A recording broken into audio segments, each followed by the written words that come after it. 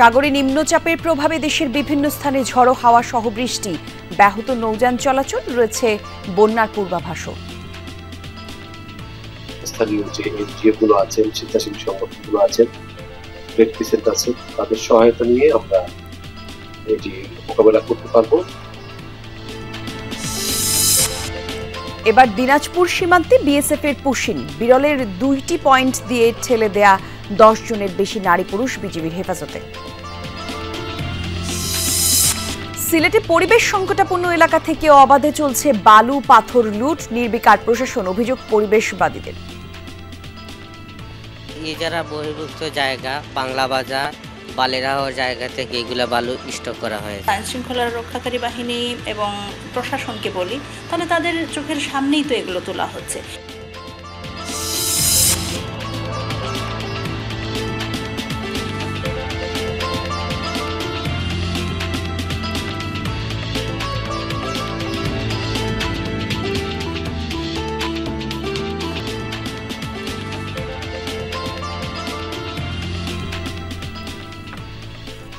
সংবাদ সারাদেশে আমন্ত্রণ। শুরুতেই দেখছিলেন শিরোনামগুলো, বিস্তারিত জানাবো, সাথে আছে আমি জান্নাতুল করি। সাগরে নিম্নচাপের প্রভাবে দেশের বিভিন্ন স্থানে বৃষ্টি হচ্ছে, বইছে ঝড়ো হাওয়া। উপকূলীয় জেলা ঝালকাঠি, পটুয়াখালী সহ বিভিন্ন স্থানে ভোর থেকেই বৃষ্টি হচ্ছে। সুগন্ধা, বিষখালী সহ বিভিন্ন নদ নদীর পানি বৃদ্ধি পেয়েছে। বৃষ্টির পানিতে তলিয়ে গেছে পটুয়াখালী বাউফলী নিম্নাঞ্চল, ভোলা সহ বিভিন্ন স্থানে বন্ধ রয়েছে লঞ্চ ও ছোট নৌযান চলাচল। বৈরী আবহাওয়ার কারণে নোয়াখালীর হাতিয়ার সাথে সারা দেশের নৌ যোগাযোগ বন্ধ হয়ে গেছে। অধিক উচ্চতার জোয়ারের পানিতে নিঝুম দ্বীপ, ঢালচর সহ বিভিন্ন চরে তলিয়ে গেছে সড়ক, পানি ঢুকেছে বাড়িঘরে। এছাড়া দৌলতিয়া পাটুরিয়া নৌরুটেও বন্ধ রয়েছে লঞ্চ চলাচল। এদিকে ফেনীতে টানা বর্ষণে মুহুরী নদীর পানি বিপদসীমার উপর দিয়ে প্রবাহিত হয়ে বন্যা পরিস্থিতি দেখা দেওয়ার শঙ্কা রয়েছে। পরিস্থিতি মোকাবেলায় সব ধরনের প্রস্তুতি নেওয়া হচ্ছে বলে জানিয়েছে জেলা প্রশাসক। ভারী বৃষ্টিতে পার্বত্য অঞ্চলের শঙ্কা রয়েছে পাহাড় ধসের। নিম্নচাপের কারণে উপকূলীয় অঞ্চলগুলোয় 3 নম্বর স্থানীয় সতর্কতা সংকেত দেখানো হয়েছে।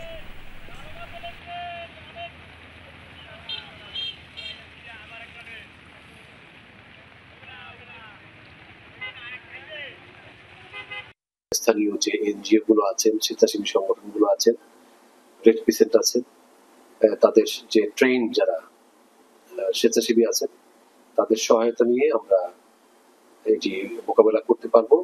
সবাই সতর্ক থাকবেন এবং সচেতন থাকবেন। সীমান্তে থামছেই না বিএসএফ এর পুশিন। দিনাজপুরের বিরল উপজেলায় আরো বেশ কিছু নারী পুরুষকে সীমান্তের এপারে ঠেলে দেওয়া হয়েছে। বিজিবি 42 ব্যাটালিয়নের অধিনায়ক জানিয়েছেন, সীমান্ত দিয়ে পুশিন করা 10 জনের বেশি মানুষকে উদ্ধার করে স্থানীয় ক্যাম্পে নেওয়া হয়েছে। তাদের জিজ্ঞাসাবাদ করে পরিচয় যাচাই বাছাই করা হচ্ছে। অন্যদিকে স্থানীয়রা জানিয়েছে, ভোরে উপজেলার ধর্মযান ও এনায়েতপুর সীমান্ত দিয়ে অন্তত 26 জনকে বাংলাদেশের ভূখণ্ডে ঠেলে দেয় ভারতীয় সীমান্তরক্ষী বাহিনী বিএসএফ। এর আগে গতকাল সিলেট সহ বিভিন্ন সীমান্ত দিয়ে প্রায় 100 জনকে পুশিন করে বিএসএফ। এছাড়া লালমনিরহাট সীমান্তে বিজিবি ও স্থানীয়দের বাধায় পুশিনে ব্যর্থ হয়ে 58 জনকে নিজ দেশে ফিরিয়ে নেয় বিএসএফ।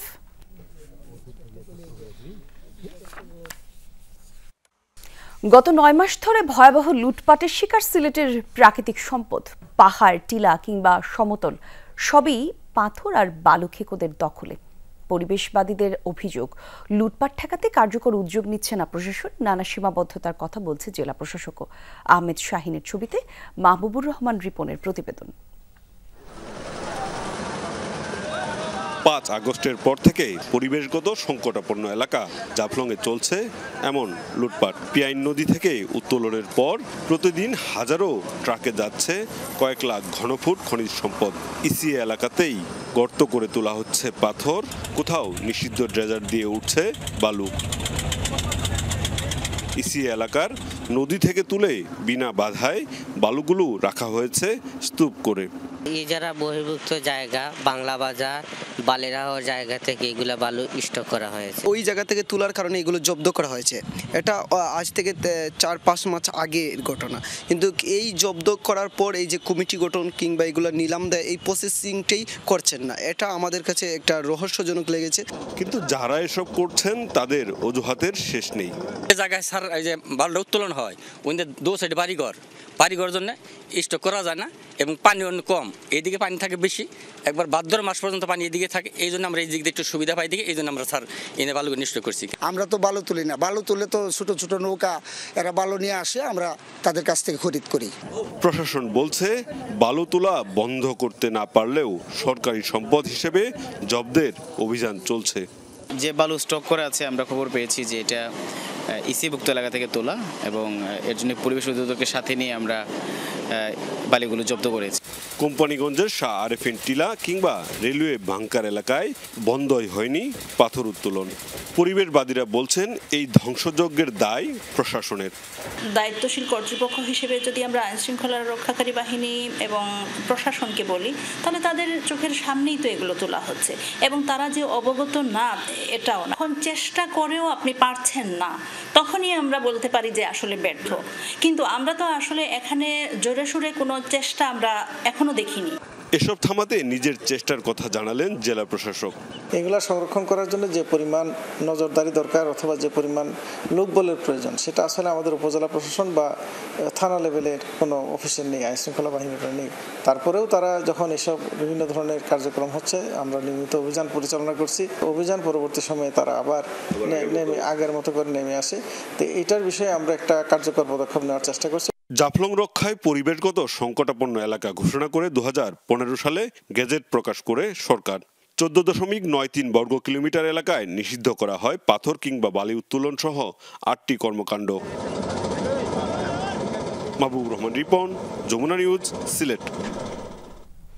এই প্রসঙ্গের আরো বিস্তারিত তথ্য আমরা জেনে নেব সহকর্মী মাহবুবুর রহমান রিপনের কাছ থেকে। রিপন, আপনার বানানো প্রতিবেদনটি দেখছিলাম এখন। এই লুটপাট বন্ধে জেলা প্রশাসনের পক্ষ থেকে কোনো পদক্ষেপ আপনার চোখে পড়েছে কিনা? প্রশাসনের কথা আমরা শুনলাম, তারা বলছেন তাদের হাতে যে ক্ষমতা তা সীমিত। একটু জানাবেন এই বিষয়ে সমাধানের রাস্তা কি?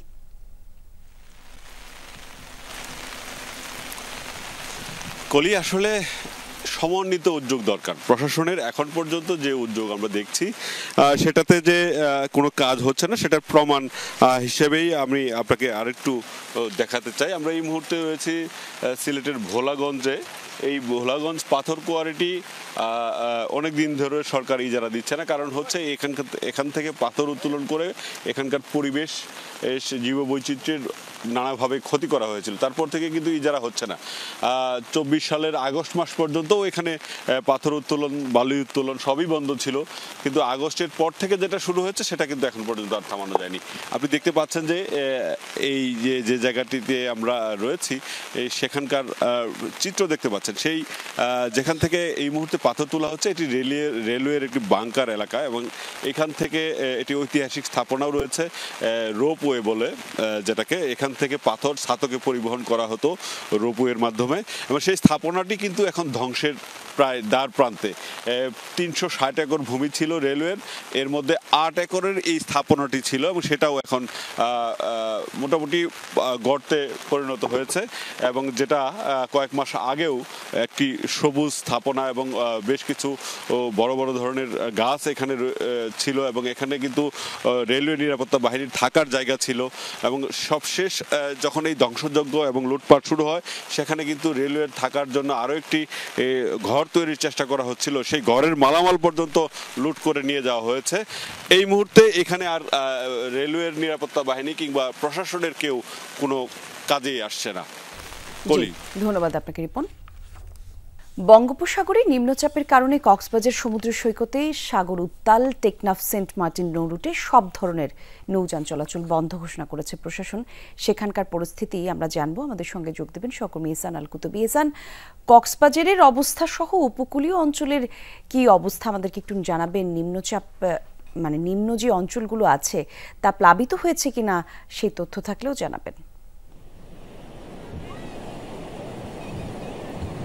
হ্যাঁ কলি, প্রথমত হচ্ছে মহেশখালী, কুতুবদিয়া আর হচ্ছে সেন্ট মার্টিন, এই তিনটি এলাকায় যেহেতু একেবারে সাগরের মাঝখানে, অর্থাৎ সাগরের মাঝখানে বলতে মূল ভূখণ্ড থেকে বিচ্ছিন্ন, সেই হিসেবেই সেখানে কিন্তু স্বাভাবিক চেয়ে জোয়ারের পানি বেশি হওয়াতে এখানে কিন্তু নিম্নাঞ্চল প্লাবিত হয়েছে। বেশ কিছু ঘর বাড়িতে পানি ঢুকেছে এবং অনেকেই আমরা খবর নিয়েছি, অনেকে ঘর বাড়ি ছেড়ে আশ্রয় কেন্দ্রের দিকে চলে গেছে, নিরাপদ আশ্রয়ে চলে গেছে। আর হচ্ছে আমি যেখানে আছি যে হচ্ছে সমুদ্র সৈকতের কলাতলি পয়েন্ট, এখানে আমার আপনি নিশ্চয়ই দেখতে পাচ্ছেন প্রচুর পর্যটক এখানে আসছে। তারা যেটি বলছেন ঘূর্ণিঝড় বা সতর্ক সংকেত থাকলেও তারা যেহেতু এখানে ঘুরতে আসেন, একটু আনন্দ উল্লাস করার জন্য সুন্দর একটি মুহূর্ত কাটাতে আসেন, তো পরিবার পরিজন বন্ধুবান্ধব নিয়ে অনেকে এসেছেন। তারা বলছেন যে তাদের কাছে আসলে ঝড় বৃষ্টি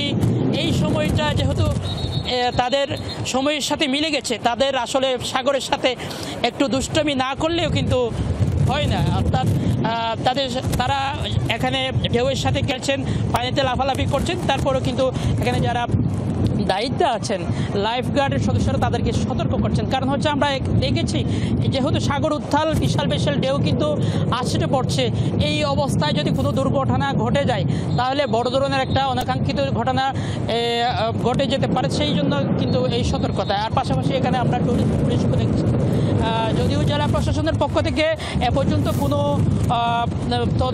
কোনো এখানে যারা বিচ দায়িত্বে আছেন তাদেরকে আমরা দেখা যায়নি। অর্থাৎ ম্যাজিস্ট্রেট সহ অন্যান্য সময় যে সতর্কতা করার জন্য পর্যটন ম্যাজিস্ট্রেটের একটা তৎপরতা আমরা দেখতাম, সেটা লক্ষ্য করা যায়নি সকাল থেকে।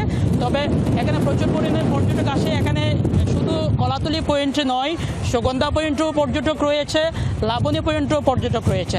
আর হচ্ছে এমনিতে তো সেন্ট মার্টিনের যোগাযোগ বিচ্ছিন্ন রয়েছে। আর কুতুবদিয়া পেকুয়া যে সাগর পথে চলাচল করে মানুষ যাতায়াত করে, সেই পথটাও কিন্তু মাঝে মধ্যে, অর্থাৎ যদি বাতাস বেশি থাকে তখন কিন্তু তারা সেখানেও কিন্তু নৌযান চলাচল বন্ধ রাখে বলে আমাদেরকে সংশ্লিষ্টরা জানিয়েছেন। তো এই ছিল আমার কাছে কক্সবাজারের সমুদ্র সৈকত থেকে সর্বশেষ কলি। ধন্যবাদ আপনাকে কুতুবী। বাংলাদেশ জুয়েলার্স অ্যাসোসিয়েশনের সহসভাপতি মোহাম্মদ রিপনুল হাসানকে গ্রেফতারের প্রতিবাদে দেশের সকল জুয়েলারি প্রতিষ্ঠান অনির্দিষ্টকালের জন্য বন্ধ ঘোষণা করেছে সংগঠনটি। সকাল থেকে চট্টগ্রাম, বরিশাল, চাঁদপুর সহ বিভিন্ন জেলায় জুয়েলারির অধিকাংশ দোকানে তালা ঝুলতে দেখা যায়।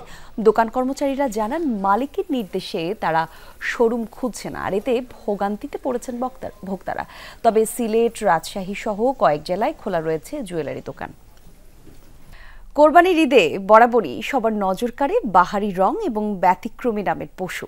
এবার চট্টগ্রামে আকর্ষণের কেন্দ্রে পিঙ্ক মহিষ।